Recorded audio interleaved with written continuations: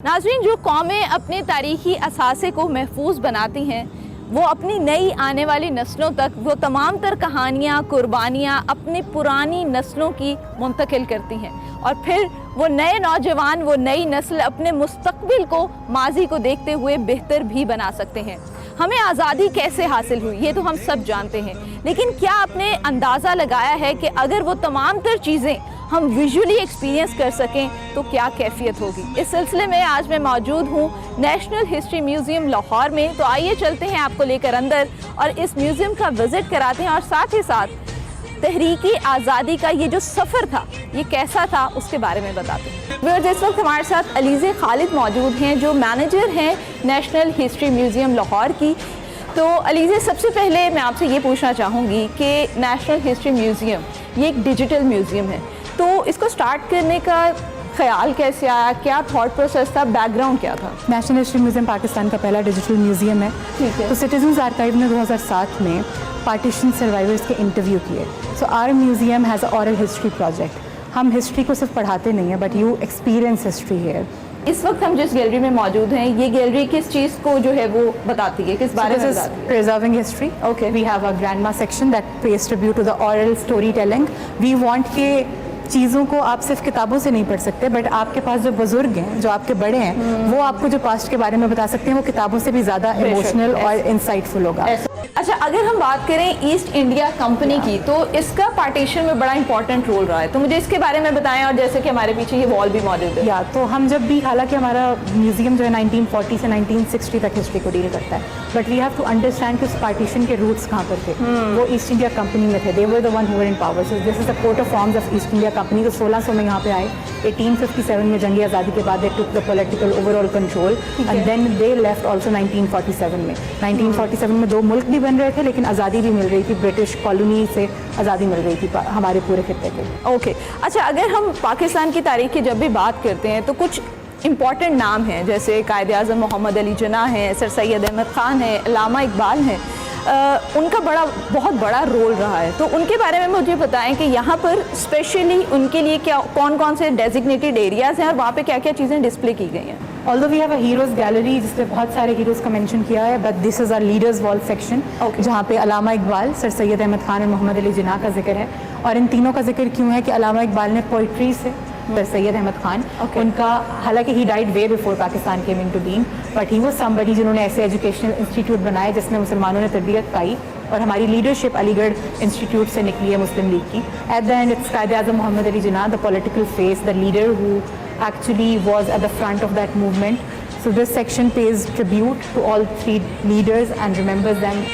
ये एक बड़ी इंटरेस्टिंग गैलरी मुझे नज़र आ रही है, मुझे इसके बारे में बताएं। ये 1940 से तकरीबन 1960 तक का तमाम मटेरियल यहाँ पे प्रिजर्व किया ठीक है, तो इसमें क्या क्या चीज़ें हैं? तो हमारा म्यूज़ियम की काइंड ऑफ ये एक समरी भी है कि हम 1940 से 1960 तक हिस्ट्री को डील कर रहे हैं and we have like divided year wise. Pakistan की पहली स्टैम्प कब बनी है, पाकिस्तान की पहली PIA की टिकट यहाँ पे मौजूद है, नूरजहान को अवार्ड्स मिल रहे हैं जो पहले 1950s में, all of them are preserved here. तो आइए चलते हैं, अब नेक्स्ट सेक्शन को विजिट करते हैं और आपको दिखाते हैं कि वहाँ पर तारीख के कौन कौन से खजाने छुपे हैं। नाज़रीन, हम बात करते हैं लाहौर की करारदाद की। तो बेसिकली मैं आपसे लीजिए ये जानना चाहूँगी कि लाहौर रेजोल्यूशन थी क्या बेसिकली?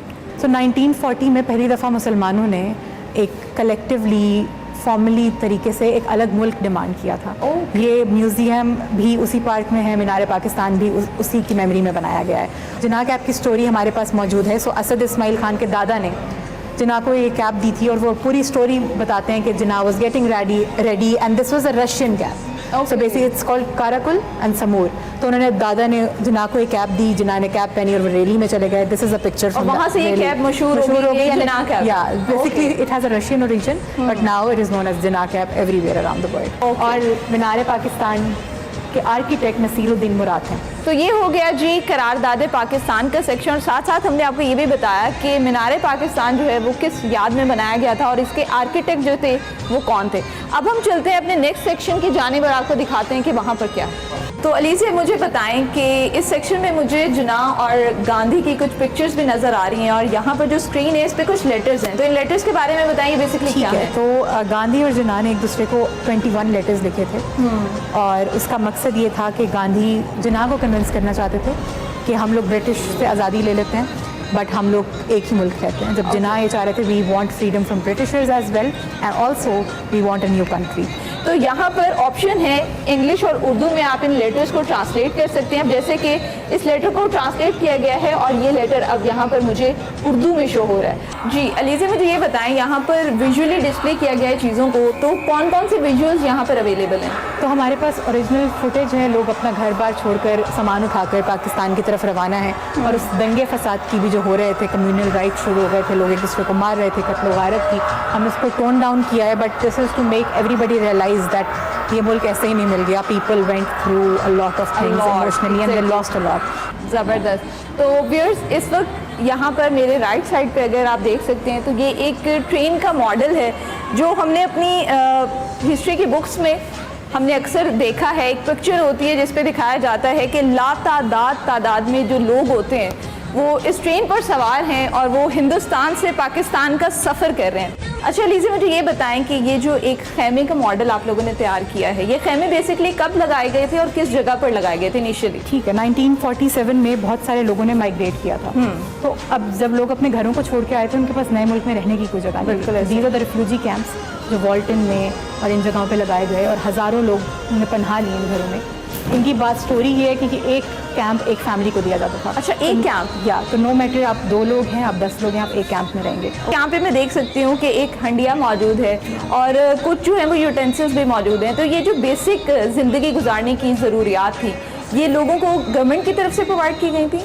तो ये कैंप्स गवर्नमेंट की तरफ से लगे थे और there were also other relief organisations जो कहीं ना कहीं किसी और सेगमेंट्स में काम करी थी। ठीक है। बट ये गवर्नमेंट की तरफ से लगे थे। अच्छा, यहाँ पर लीजिए सामने मुझे एक मॉडल नज़र आ रहा है जो बेसिकली मुझे किसी ऑफिस का लग रहा है। तो ये कहाँ का मॉडल है? गवर्नमेंट ऑफ पाकिस्तान का जी ये ऑफिस है। तो ये ऑफिस किसने डिज़ाइन किया था? और यहाँ पे बड़ी बेसिक चीज़ें यहाँ पे मौजूद हैं, इसके बारे में मुझे बताएं। तो ये हमारे अर्ली ऑफिसेज जो गवर्नमेंट ऑफिसेज थे उनका मॉडल है। ओके। हमने यहाँ पर दिखाया हुआ है कि वहाँ पर किस तरह रिसोर्सेज की कमी थी। अर्ली ऑफिसेज में कुछ ज़्यादा चीज़ें नहीं थी, हमारे पास पेपर क्लिप्स नहीं थे, कांटे थे जिनको वो इस्तेमाल करते थे। बहुत से नॉवेल्स में, बहुत से लिटरेचर में ये चीज़ें मेंशन हुई हैं। तो वहीं से आइडिया लेके ये पूरा एक मॉडल बनाया गया टू शो कि उस टाइम जब एक नया मुल्क बना था तो हमारे दफातर का क्या हाल था। पाकिस्तान का जो पासपोर्ट था, पहला पासपोर्ट जो यहाँ पर इस्तेमाल किया जाता था, वो किस तरह से दिखता था और क्या क्या चीज़ें उसके अंदर मौजूद थी? तो हमारे पासपोर्ट सेक्शन में 1949 में लियाकत अली खान का पहला डिप्लोमेटिक पासपोर्ट बना। ठीक है। और सिटीजन्स एक्ट पास हुआ 1951 में। ओके। फिर आम शहरियों को भी पासपोर्ट मिलना शुरू हुआ। हमारे पास पहले ब्रिटिश पासपोर्ट थे जो कि एक फैमिली को एक पासपोर्ट दिया जाता था और उसमें डिटेल्स थी, लाइक आपका फेस कलर, आई कलर, ये सारी चीज़ें मेंशन होती थी। और पाकिस्तान में फिर पूरे मुल्क में 1951 से पासपोर्ट देना शुरू किए।